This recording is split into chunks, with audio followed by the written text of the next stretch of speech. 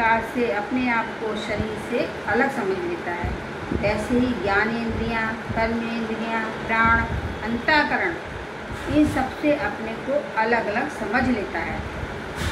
और जब अपने आप को निर्विकार, एक रस, परम रस, शुद्ध सच्चिदानंद ब्रह्म रूप से अनुभव कर लेता है तो विदन्ते हृदय ग्रंथि छिदन्ते सर्व संशया, हृदय की गांठ खुल जाती है। हृदय की गांठ, हृदय के अंदर कौन सी गांठ है? अज्ञान की गांठ। आत्मा में अनात्मा का भाव और अनात्मा में आत्मा का भाव, ये अज्ञान है। ये अध्यास से यही बंधन का कारण है। जैसे आत्मा सत्य है और माया प्रपंच मात्र। माया का सहारा असत्य है और अपने आप शरीर इत्यादि प्रपंच को लेकर असत्य पदार्थों को अपने साथ जोड़कर सदा मृत्यु से डरते रहना, ये अज्ञान का कारण है। इस प्रपंच को सत्य समझना, ये अपने सत्य स्वरूप को संसार में फेंक देने जैसा है। जिस तरह से मैं आपको बहुत आसानी से बताऊंगा। देखिए, मेरे पास एक कपड़ा है, एक तौलिया है, इसके दो सिरे, एक इधर वाला सिरा, एक इधर वाला सिरा। इसको रखिए आप पॉजिटिव पोल धनात्मक सिरा और उधर रखिए नेगेटिव पोल ऋणात्मक सिरा। अब इन दोनों को इस तरह से घुमा दीजिए, इसे इधर ले जाइए और इसे इधर ले आइए, तो ये क्या बन गया? एक गांठ बन गई, ग्रंथि बन गई। इसका नाम क्या है? ग्रंथि है। और इससे अपने अपने शिरों को अपनी अपनी तरह पहुंचा दीजिए। क्या हो गया? खुल गई ना। जब ये एक दूसरे का स्थान ग्रहण करके अपने स्थान को छोड़ गए तो ग्रंथि तैयार हो गई। यही ग्रंथि है जो हृदय के अंदर लगी है। एक आत्मरूपी सिरा है, एक अनात्म रूपी सिरा है। आत्म रूपी सिरा अनात्मा की ओर और अनात्मा रूपी सिरा आत्मा की ओर आ जाता है तो गांठ लग जाती है। आत्मा चेतन है, संसार जड़ है। इस जड़ता को अपने में से ले लेता है और चेतना को संसार में दे देता है तो गांठ लग जाती है। आत्मा आनंद स्वरूप है, प्रपंच संसार दुख रूप है। आत्मा को दुख के हवाले करके आनंद को इन विषयों के हवाले कर देता है तो गांठ लग जाती है। यही गांठ है। जब तक ये गांठ नहीं खुलेगी तब तक छुट्टी होने वाली नहीं है। गांठ ना खुलने के ऊपर आप बात बताते हैं आपको। कानपुर से गंगा इलाहाबाद जाती है तो कानपुर में गंगा का एक घाट है, सरसैया घाट। तो 14 का दिन था। कानपुर के बड़ों ने पूछा चलो यहाँ से रात रात में चलते हैं और सुबह पूर्णमासी के दिन त्रिवेणी में स्नान करेंगे। नाव में बैठकर चलते हैं। चांदनी रात थी। अच्छी तरह से भांग घोट के भंगड़ नाव में बैठ गए। दनादन चप्पू चलाते गए। लेकिन प्रातःकाल जब हुआ तो उन्होंने देखा कि घाट वहीं सरसैया घाट पर ही चक्कर लगा रही है, वहीं हिल रही थी। इन भंगों को अब तक होश आ चुका था। उन्होंने कहा सारी रात नाव चलाते रहे, यहाँ कानपुर में ही अटके रह गए, इलाहाबाद नहीं पहुँचे। तो एक भंगड़ ने देखा कि नाव की रस्सी तो खोली ही नहीं थी जिससे जो नाव बंधी थी। चलाते तो रहे परंतु वो नाव की रस्सी खूंटे से बंधी रही। सारी रात वह चलाते रही, वहीं नाव रुकी रही। वैसे ही हम लोग भी नाव तो बहुत चलाते हैं, चप्पू तो बहुत मारते हैं सारी जिंदगी भर, परंतु मुँह के रस्से में बंधे रहते हैं। ममता के रस्से, बाल बच्चों के रस्से से बंधे रहते हैं। जिस तरह खूंटे से बंधी हुई नाव सारी रात चलाने पर वहीं की वहीं हिलती रही, वैसे ही माया मुँह से बंधी हुई जिंदगी, अज्ञान से और बेवकूफ़ी से बंधी हुई जिंदगी सारी जिंदगी भर प्रयास करते रहने पर भी कहीं नहीं पहुंचती, छिलती रहती है। आपने तेली का बैल देखा होगा, नहीं देखा? उसकी आंखें बंद कर देते हैं और उसको कोल्हू में जोड़ देते हैं और उसे चालू कर देते हैं तो वो ये समझता है कि मैं चल रहा हूँ। सुबह से शाम तक चलता ही रहता है, लेकिन जब आंखें खुलती हैं तो वहीं रह गया, वहीं उसी घर में अंदर चक्कर लगाता रहता है। उसी प्रकार से आंखें बंद करके अज्ञान की पट्टी से, मोह माया की पट्टी से सारी जिंदगी चल रहा हूँ, चलता ही रहता है। पर जब बुढ़ापे में आंखें खुलती हैं तो देखता है जहाँ से शादी हुई थी वहीं पहुँच गया। सारी जिंदगी चलता रहा पर पहुँचा कहीं नहीं। उसी प्रकार से हम मेहनत तो बहुत करते हैं, प्रयास तो बहुत करते हैं, पर जहाँ से चलना चाहिए वहाँ से मन नहीं हटाते। जहाँ से आगे बढ़ना चाहिए वहाँ से मन नहीं हटाते, वहीं चक्कर लगाते रहते हैं। इसलिए कभी एक छोटे से भजन में उस आदमी को बहुत बताया कि ये मनुष्य शरीर प्राप्त करके पशु जैसा काम करता है, प्रयास पुरुषार्थ तो बहुत करा पर तेरा लक्ष्य कोई नहीं है। बिना लक्ष्य की नाव चलती रही दौड़ती रही पहुँचेगी कहाँ। इस मनुष्य शरीर का कोई लक्ष्य निश्चित कर और सबसे बढ़िया लक्ष्य परमात्मा प्राप्ति, आत्म प्राप्ति, अपने स्वरूप के बोध की प्राप्ति का लक्ष्य निश्चित कर, तेरा कल्याण हो जाएगा। हीरा सा जन्म तना गवाया भजन बाबरे, ना कभी आया संत शरण ना कभी हरगुण गाया। वह मरा बैल नाई सोए गया और उठाया, ये संसार हाट बनिए की सब जग सौदे आया। चाकुर माल चौगना कर गए मूरख मूल लुटाया, ये संसार फूल समल का हुआ देख लुभाया। मारी चोच रोई सो सिर हुई पछताया, ये संसार जगत सपने का ममता महल चिनाया। कह कबीर सुनो भाई साधो जाग गया पछताया, तुमने हीरा सा जन्म गमाया भजन बिन बावरे। तो इस मनुष्य शरीर में पुरुषार्थ करके आत्मा का श्रवण मनन निध्यासन करके जिस पर और खबर को ठीक तरह से पहचान लिया, आत्मा अनात्मा का बोध जिसको ठीक प्राप्त हो गया, जिसके हृदय की गिर जाती है, कोई संशय बाकी नहीं रह जाता।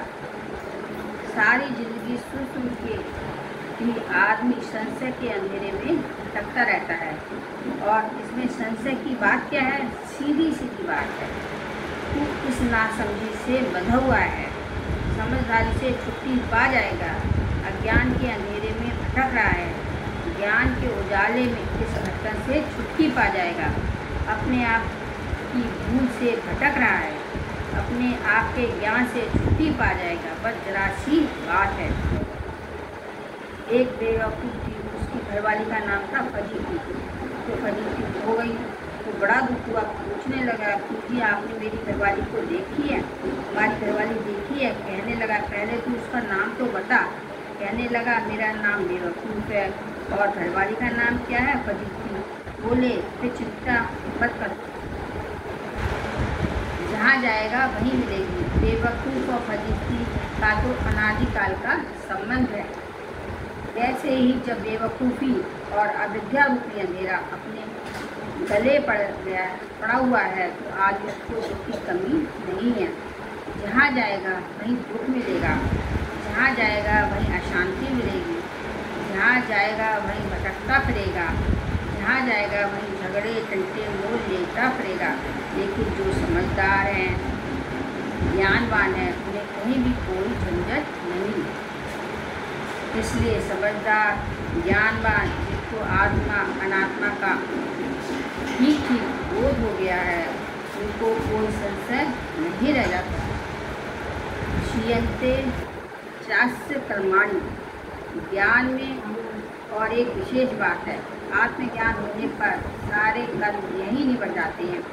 कैसे निबट जाते हैं? तो जो प्रारब्ध कर्म है वो भोग कर निबट जाते हैं, और अब जो कर्म रह गए उसको आगामी कर्म बोलते हैं। जो आगामी कर्म असंगता की वजह से अपने आप को स्पर्श नहीं करते, अपने को असंगता का बोध रहता है कि मैं असंग हूँ। असंग होने के नाते ये कर्म अपने को छूते नहीं हैं। संचित कर्म ज्ञान की अग्नि से जल जाते हैं। जो जमा पड़े हैं, जो समझिए जैसे एक व्यापारी है, उसके पास 3 तरह के फल हैं। एक फल वो स्टोर में रखे हैं और एक फल आज बेचने के लिए खड़े पे रख दिए और एक फल लाने के लिए ऑर्डर किया जाए। अब इसने इसके अंदर क्या किया? जो यहीं पे रखे हुए फल थे वो तो पौने पौने दामों में बेच के छुटकारा कर लिया। भाई ये शाम तक मुझे निपटाना है, सारा माल बेच दिया और जो संचित कर में उनको जला छुट्टी कर।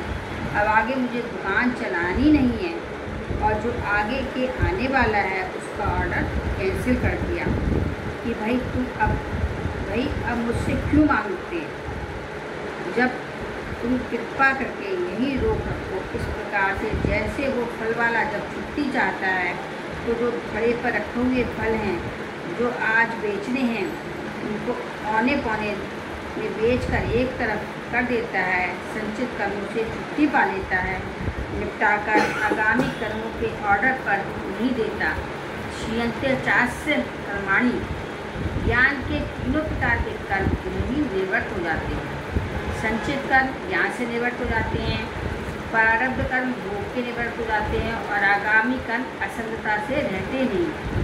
जब ये तीनों प्रकार के कर्म नहीं रहते तो ले जाने वाली चीज़ भी नहीं रही। तब जब ले जाने वाली चीज़ नहीं रही, जब विद्या निवृत्त होकर सूक्ष्म शरीर से निबट गया तो स्थूल शरीर अब क्या करेगा, वो भी छुट्टी कर देता है। इसलिए ज्ञानवान किसी लोक में आता जाता नहीं है।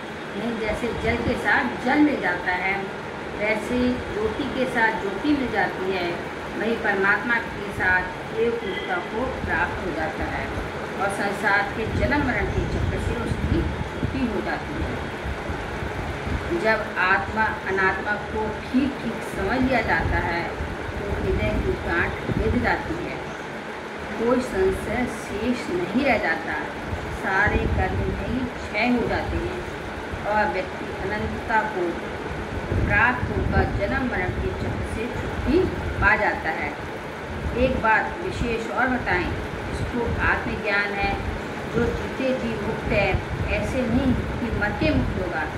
मरते मुक्त होते तो सारे मुक्त हो जाते।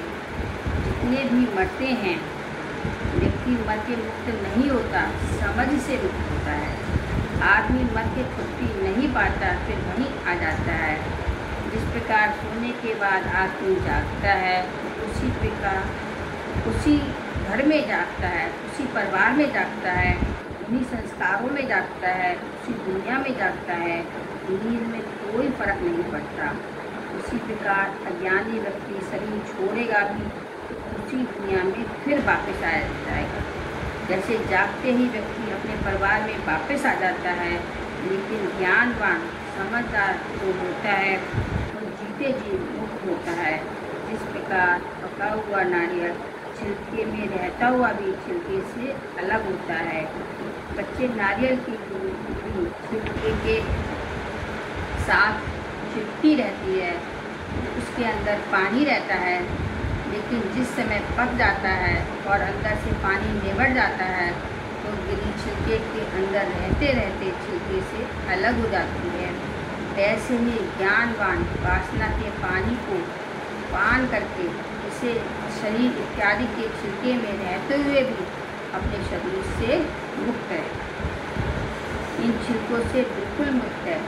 छिलके जब टूटते रहे तो अपनी ओर छिलके को छोड़ दिया। इस प्रकार जो जीवन जीते जी मुक्त लोग हैं उनको हम देखते हैं कि संसार में रहते हैं, रामलीला जगत की तरह से करते हैं, लेकिन फिर भी वो सुख दुख लाभ हानि जय पराजय में बराबर रहते हैं, यश अपयश में बराबर रहते हैं और जीवन मुक्ति का आनंद लेते हैं।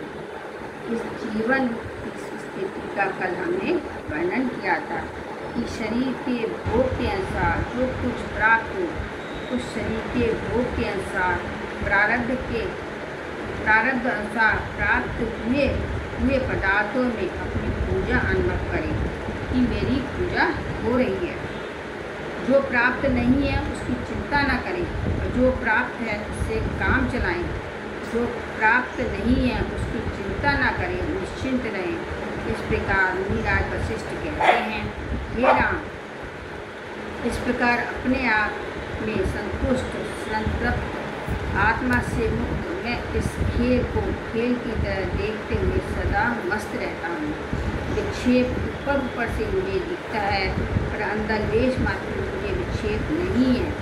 जैसे गहरे सागर में ऊपर ऊपर लहरें होती है, नीचे नीचे लहरों का प्रभाव कुछ नहीं होता। जैसे गहरे सागर में प्रेम और बुद्धदेव ऊपर ऊपर होते हैं, नीचे उसका कोई प्रभाव नहीं होता, वैसे ही ज्ञानवान सागर की तरह अपनी गहराइयों में परम शांत रहता है और ऊपर हिलता हुआ सा नजर आता है। जैसे पेड़ होते हैं, डालियों से हिलते हैं लेकिन जड़ से बिल्कुल अचल रहते हुए सुरक्षित रहते हैं, वैसे ही ज्ञानवान ज्ञानेंद्रियों से हिलता नजर आता है, कर्मेंद्रियों से हिलता नजर आता है, प्राणों से मन तक हिलता हुआ नजर आता है, लेकिन अपने स्वरूप में उसकी निष्ठा एक रस रहती है। इस निष्ठा में नहीं हिलता, अपनी सच्चिदा आनंद से नहीं हिलता, अपनी अजरता अमरता अविनाशता से नहीं हिलता, अपने आप में सुरक्षित रहता है। इस प्रकार ज्ञानवान ग्राह माने जिस वस्तु को ग्रहण किया जाए और ग्राहक माने ग्रहण करने वाला।